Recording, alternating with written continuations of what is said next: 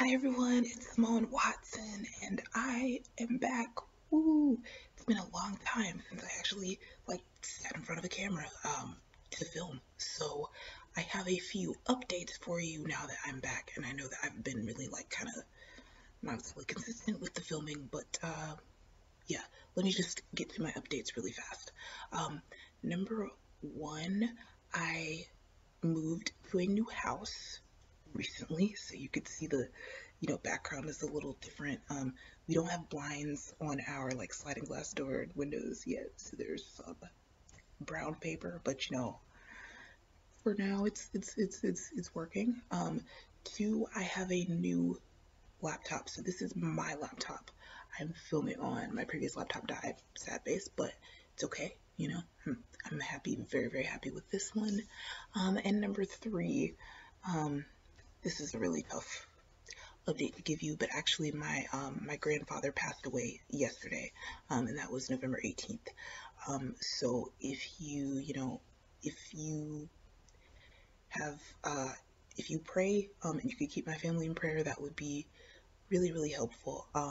He was sick, and he was in hospice for the last few days of his life, and he was uh, he was in a lot of pain, and so I think something that's really comforting to me and to the rest of our family is we're Christians, we believe in Jesus, and we do believe we will see him again, and we believe that he's not in pain anymore.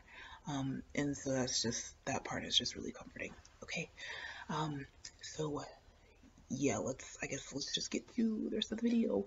Um, oh, also I'm pre-filming, so you might see this tie-dye shirt, multiple times. We shall see. Except today I'm not pre-filming. Anyway, today I want to review two books.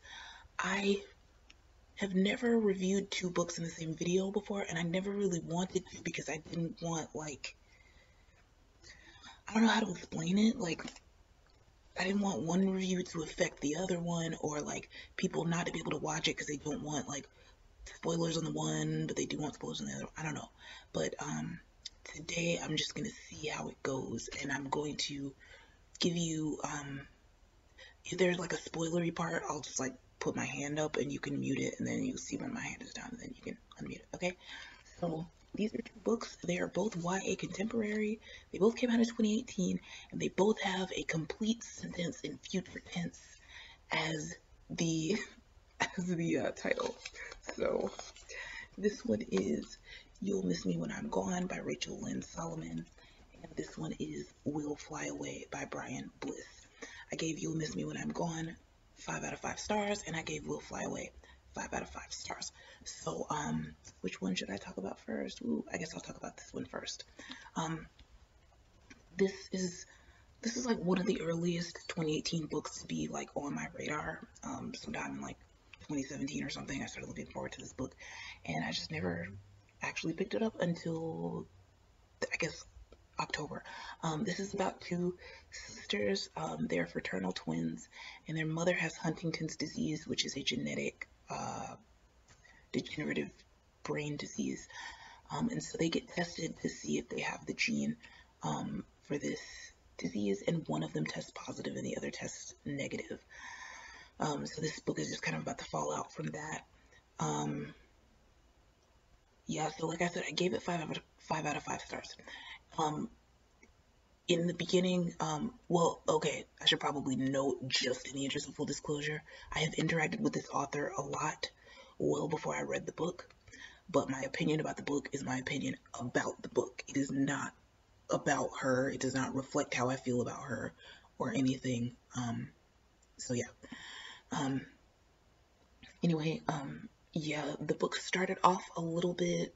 I was 3.5, 4 stars. I wasn't.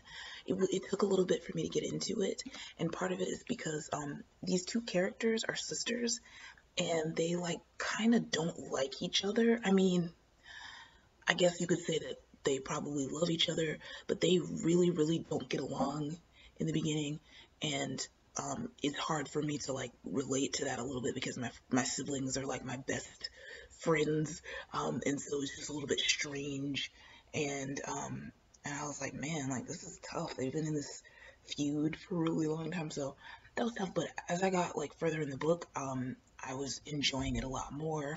I was kind of coming to understand the two sisters.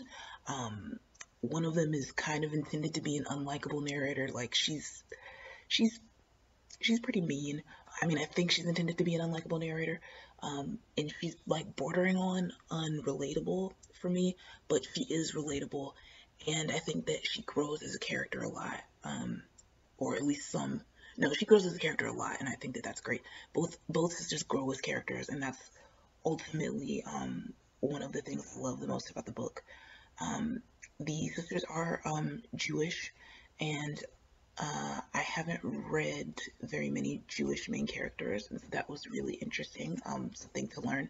Um, and yeah, overall, like I highly recommend this book. It is is a good, solid YA contemporary, and yeah, I liked it. Yeah, this is 5 out of 5 stars. Now the funny thing is, these are both 5 out of 5 stars, but I actually liked Will Fly Away a lot better, and I will explain. Okay, so it's like tough when you only have like 5 stars to choose from. I know like a lot of people want there to be more than 5 stars because this one is possibly one of my favorite books. Well, I don't know. Yeah, it's possibly one of my favorite books. It's kind of hard to say now, right now. This is um, it's about two best friends. Oh, I didn't tell you the main characters' names in the other book. I don't know. Maybe you don't need to know. I don't know. This one is about two best friends. I'm just gonna say Luke and Toby. Those are names because that just makes it a little bit easier.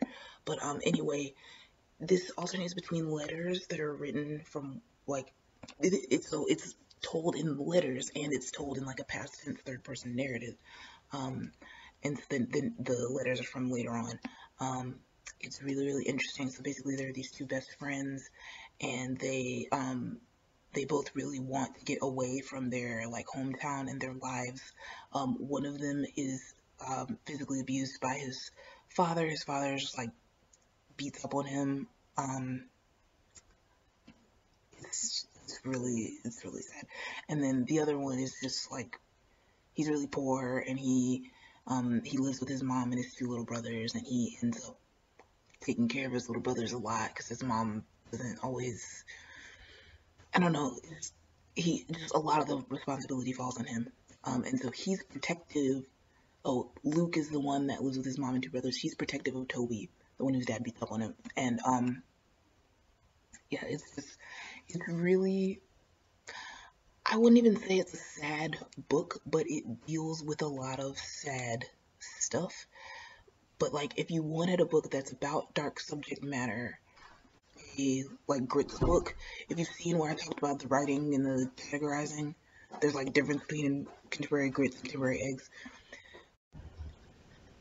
Grits means a YA contemporary that's dark and gritty, and eggs means one that is serious but is not gritty. So this book, it's dark. It actually, I said it wasn't sad, but it is sad.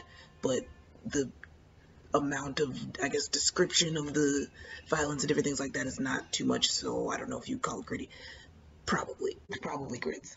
But it's there's hope in the book. So yeah, I guess that's about all I should tell you without spoilers. So yeah, I didn't feel like giving spoilers, but basically, this is amazing because of the way Brian Bliss writes characters and the way he writes friendship and just like situations in general. I felt like joking to myself that like Brian Bliss's characters like think they're in a John Green novel and then they get hit by reality, right? So it's a little bit of a joke, like there's like insta love and stuff, but it's not actually insta love. You know, people think, oh, I'm in insta love and everything's perfect, and then real life like happens, if that makes sense. So this book is just like really special. The characters are just great. You root for them. One thing I love about both books, but I can kind of see it a little bit more in Will Fly Away, is that there are characters who are making bad choices, and you know they're making some bad choices, and yet like you still love them and root for them and like want them to you want things to work out better for them. And so I liked You Miss Me When I'm Gone because at first I thought that the bad choices were being like, oh, everything's great, this is great, but then like, you know, it kind of, the characters learn things. Then and then in this, it's just like another level of like, I just really, really felt for these characters and wanted them to be okay. And it was like, so, yeah, it's heavy. It's heavy. There's some sad stuff in it, a lot of sad stuff. But it was on the long list for the National Book Award, and I think rightfully so. Also, both of these books were on my list at the beginning of the year, my most anticipated books of 2018. This was tied for number 2, I think. So yeah, this was really, really high up on my list, and it did not disappoint. This one I probably should have looked to see what number it was. I want to say it was like 50 or 40 or like something divisible by 10. But it's like, wow, Simone, that's not that helpful, right? It might have been 30. I don't know. I'll have to put it in the description. But yeah, so both of these are 5 out of 5. I'm really glad that I finished them. I'm looking forward to finishing some more books in November because we still got 11 days left in the month. I should also note for 2019, I think, okay, so I noticed in my 2018 most anticipated reads list, oh, also, my voice is not all the way back, but I've been feeling quite a bit better in the past week, yay. So, okay, that's why this is like the longest video ever, because I'm talking. I miss talking, haha. Yeah, so I noticed on my 2018 list of most anticipated books of the year, I actually forgot 1 or 2 books that are later on in the year, but it skewed toward books that were coming out in the first half, and that's because you didn't get, I think it's like I didn't have all the info about the later in the year, like books that were coming out later, until we got closer. And so when you're like at the beginning of the year, it's January, you may not even have like a cover for the books that are coming out in December, or you may not have a full description, or just different things. You may still be about to discover more books throughout the year, even if all of the info is there, you just haven't discovered them yet.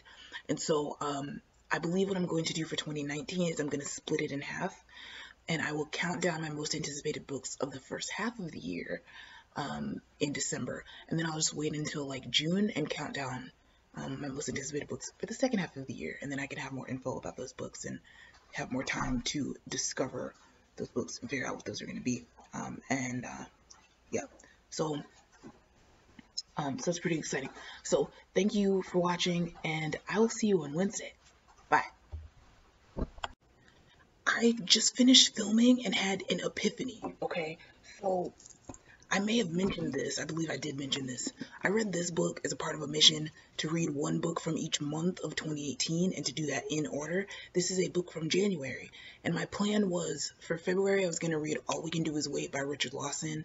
For March I was going to read what is it called, Time Bomb by Joelle Charbonneau, and for April I was going to read Someday Somewhere by Lindsay Champion. And if it gets to be December, all of those things might happen, but it's November and I'm only reading books by Black authors, and I just realized if I wanted, I have all these library books, and if I wanted, I would have a February, 2 Marches to choose from. Is that upside down? No, that's right. 2 Marches to choose from, and also this one won the National Book Award for Young People's Literature, and is written by Elizabeth Acevedo, and Elizabeth Acevedo is like an amazing poet, so very excited for this book. Anyway, I have 2 options for March, and I have in April. Please ignore the little bookmarks, those are for like, to figure out where I'm at. Anyway, I could just like continue on in that whole mission, I don't know, so I'll have to think about it.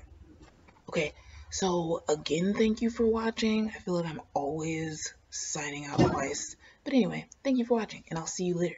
Bye.